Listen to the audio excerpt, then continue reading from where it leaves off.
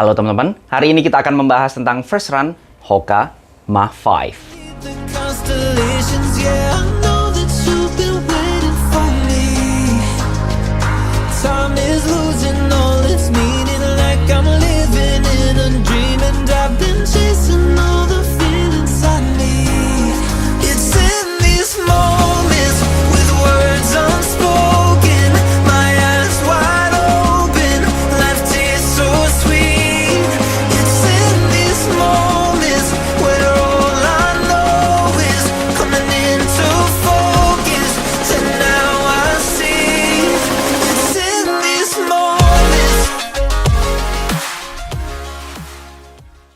Terima kasih banyak untuk Hoka Indonesia yang udah ngirimin saya sepatu ini, tapi video ini tidak disponsori oleh pihak manapun, jadi apapun yang saya sebutkan tentang sepatu ini adalah murni pendapat pribadi saya sebagai pelari jelata. Bagi teman-teman yang masih belum subscribe, klik tombol subscribe yang warna merah yang di bawah ini biar saya makin semangat untuk membuat video-video yang bermanfaat buat teman-teman sekalian, dan biar nggak ketinggalan kalau misalnya saya upload video baru tentunya seputar dunia lari. Brand Hoka saya rasa penggemarnya cukup banyak di Indonesia, karena pasar Hoka di Indonesia cukup luas sih menurut saya, karena ya bisa dibilang brand atau apa ya, official store-nya di Indonesia ini serius gitu mendatangkan seri-seri terbarunya. Nggak kayak brand-brand kayak Nike atau Adidas yang menurut saya agak kurang serius dalam mendatangkan seri atau line up sepatu lari yang maksimal. Line up Mach ini diplot oleh Hoka sebagai fast daily trainer. Kalau pure daily trainernya dia sebenarnya ada Clifton ya.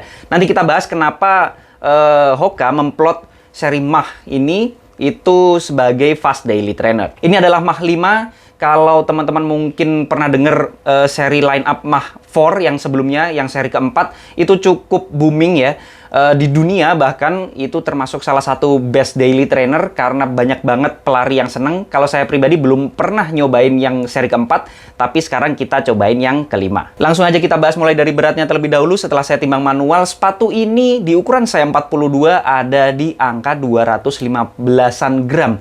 Itu termasuk ringan ya. Jadi kalau standar biasanya saya di atas 250 sampai 300-an gram, ini di bawah 250, bahkan hampir di bawah 200 gram. Ini termasuk ringan. Jadi nggak bisa dibilang ringan banget ya, tapi termasuk ringan. Ya nggak salah kalau misalnya Hoka memplot ini sebagai fast daily trainer, karena kalau kita pengennya kenceng, itu kecenderungannya kita butuh sepatu-sepatu yang ringan. Lanjut ke uppernya. Uppernya teman-teman bisa lihat sendiri di sini, materialnya lembut banget, nyaman dipakai. Dia mesh, tapi kayak apa ya, meshnya itu bukan yang lembut-lembut banget sih sebenarnya. Cuman tetap nyaman pada saat dipakai, dia lentur, fleksibel. Pada saat saya pakai pertama kali, meshnya juga nyaman sih. Dan dia cukup ini ya, breathable, karena lubangnya ventilasinya itu cukup banyak. Di sini ada rongga-rongganya begitu, nggak full yang kalau yang warna biru ini kan agak ada tebelnya gitu, tapi kalau yang berwarna putih itu kayak lebih tipis gitu, kayak lebih jaring-jaring, udara lebih mudah masuk. Dan disitulah tempat sirkulasi terbaik daripada upper yang digunakan oleh Hoka Mach 5 ini. Jadi kalau saya rasa ini mau dipakai jarak jauh, long run, nggak bakal kerasa panas sih, karena memang ya sejauh ini saya pakai masih kerasa adem banget. Lanjut ke lacing sistemnya. Lacing sistemnya teman-teman bisa lihat untuk material yang dipakai, di talinya menurut saya sih ya standar aja sih, nggak spesial, cuman nggak yang jelek juga, enak juga, nggak ada masalah sih kalau menurut saya.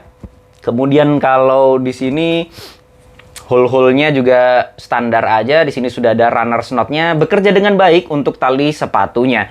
Dan tidak ada masalah ya, semoga aja kalau saya pakai di berbagai macam latihan nantinya, kalau udah 100 km, semoga nggak ada masalah. Lanjut ke collarnya. Collarnya nggak terlalu tebel paddingnya, tapi tetap dikasih padding biar ada rasa nyamannya di sini. Jadi collarnya ini nggak nyaman, jadi tetap kerasa nyamannya. Padahal sebenarnya kalau sepatu ini kan diplot untuk fast daily trainer ya, untuk sepatu kenceng atau sepatu yang ringan tuh biasanya nggak terlalu memikirkan kenyamanan, atau padding-padding kayak gini biasanya dihilangkan, tapi dia tetap mikirin kenyamanan dan dikasih padding di sekitaran collar ini. Kalau first impression saya sih ya cukup nyaman, tidak ada gangguan sama sekali, termasuk di sini ada flare-nya ya, jadi agak ke atas dianya. Lanjut ke tangnya atau lidahnya. Lidahnya termasuk tipis menurut saya. Di sini lembut banget, tapi ini saya seneng banget sama tangnya. Kenapa? Karena dia lembut, tipis, nyaman di punggung kaki kita, tapi ada kayak paddingnya tipis-tipis kayak gini. Nah, ini yang bikin kenyamanannya nambah, tapi dia lebih mantep di atas punggung kaki kita. Karena kalau terlalu tipis biasanya masih ada kemungkinan untuk bergerak, tapi kalau ada paddingnya sedikit seperti ini, saya rasa cukup. Dan tidak berlebihan ya. Kalau paddingnya berlebihan kadang juga bikin sepatu tambah berat. Kemudian menurut saya juga buang-buang bahan menurut saya nggak terlalu ada fungsinya kalau misalnya padding di atas ini terlalu berlebihan. Memang lebih nyaman, cuman kalau untuk konsep sepatu ini saya rasa ini sangat cocok banget. Dan dia gazetted, di sini ada sambungannya gitu di dalam, jadi nggak gampang bergerak, terutama di bagian tengah ke bawahnya saya rasa nggak akan banyak bikin goyang. Jadi mantap banget lah untuk lidah ataupun tang di sepatu Hoka Mach 5 ini. Lanjut ke heel counternya. Heel counternya ini mantep banget ya. Nggak tahu kenapa saya cocok banget sama heel counter di Hoka Mach 5 ini. Saya mikirnya pertama itu kayak kolarnya terlalu pendek.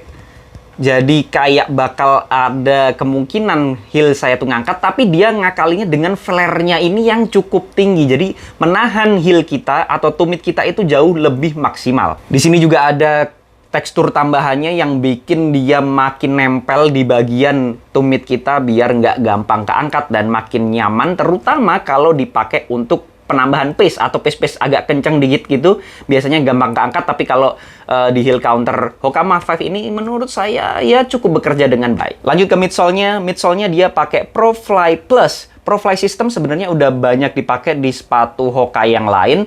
Cuman ProFly Plus ini termasuk baru di 2022. Tahun lalu di Mach 4 di seri sebelumnya dia pakai ProFly aja, tapi di sini ProFly Plus. Kalau infonya sih yang saya dengar dia lebih empuk, lebih lembut dibandingkan seri sebelumnya. Dan setelah saya ukur manual dengan durometer yang berwarna orange ini, itu ada di angka 22,5. Itu lembut banget. Termasuk sepatu yang midsole yang bener-bener empuk, lembut, ya pokoknya dia nggak ada feel keras-kerasnya sama sekali lah. Dia ProFly Plus ini memberikan kenyamanan yang luar biasa. Pada saat saya pakai pertama kali, belum dipakai lari, itu udah kerasa lembutnya midsole yang ada di Hoka Mach 5 ini yang berwarna orange ya. Jadi dia itu sistemnya ada dua. Sandwich atau lapis begitu ya. Ada yang berwarna orange dan berwarna putih. Ini fungsinya saling mendukung gitu ya. Kecenderungannya kalau kita sepatunya itu terlalu empuk, itu nggak akan enak buat kenceng. Dan biasanya sangat tidak stabil, malah berbahaya kalau kita pakai untuk kenceng atau bahkan untuk gerakan gesit. Kecuali kalau dia bisa memberikan kestabilan yang kita butuhkan. Empuk tapi stabil itu biasanya masih bisa kita terima begitu ya. Dan Hoka luar biasa sih menurut saya, nggak main-main untuk men-setting midsole daripada Hoka Mach 5 ini. Dia memberikan kenyamanan yang luar biasa di warna orange-nya, yang foam ProFly Plus-nya, tapi dia tetap menjaga kestabilannya, didukung kestabilannya dengan yang ada di bawah ini, yang berwarna putih. Karena yang berwarna putih ini EVA, rubberized EVA, jadi dia EVA foam, tapi yang ada campuran karetnya, sehingga dia agak lebih keras. Sebenarnya ya masih bisa ditekan-tekan juga sih. Cuman mendukung atasnya, mendukung bagian empuknya yang cenderung tidak stabil. Jadi pada saat kita menapak strike ke tanah seperti ini, kaki kita akan bersinggungan langsung dengan yang berwarna orange. Itu lembutnya terasa, tapi tidak akan sampai terasa tidak stabilnya atau goyangnya seperti ini karena ditahan dan disokong oleh yang berwarna putih. Menurut saya ini luar biasa karena biasanya kalau sepatu yang cenderung empuknya aja itu tidak memperhatikan kestabilannya.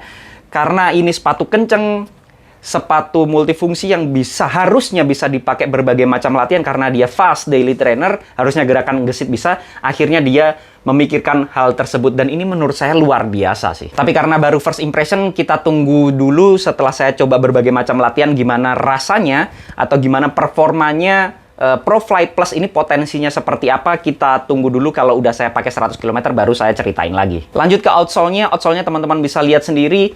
Ini ciri khas Hoka banget ya. Dulu saya pernah nyobain Hoka Carbon X2. Di sana outsole-nya itu nggak pakai rubber. Kalau teman-teman biasanya kan lihat sepatu-sepatu itu ada rubbernya gitu ya. Ada karet tambahannya begitu yang menjadi outsole. Tapi di sini, ini adalah rubberized EVA yang sebenarnya sama dengan yang berwarna putih di sini. Dan ini dikasih pattern sehingga menjadi outsole. Kenapa Hoka berani menggunakan rubberized EVA, padahal takutnya kalau cuma pakai EVA foam tanpa ada rubber di bawahnya, itu akan mudah tergerus gitu ya. Tapi tidak. Jadi Hoka menjadikan perpaduan rubberized EVA-nya itu, atau antara karet dan EVA foam itu, di bawah sini itu kekerasannya cukup keras untuk menjadi outsole, sehingga dia tidak mudah juga tergerus. Seandainya mudah tergerus pun saya rasa ini kan tebel banget ya. Jadi ini dikasih patternnya aja seperti ini, tebel, jadi nggak bakal umurnya tetap panjang lah.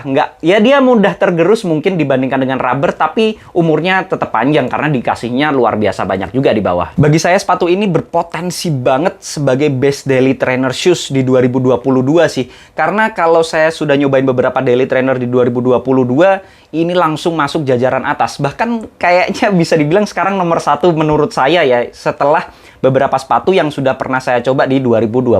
Siapa yang cocok pakai sepatu ini? Kalau menurut saya, hampir semua kalangan atau semua segmen lari bisa masuk ya. Jadi mulai dari pemula bisa masuk, terus butuh sepatu yang empuk masuk juga. Ini recovery run masih masuk, dipakai untuk kenceng-kencengan, untuk speed session masih masuk banget karena dia 215 gram, ringan banget, enak dan juga stabil.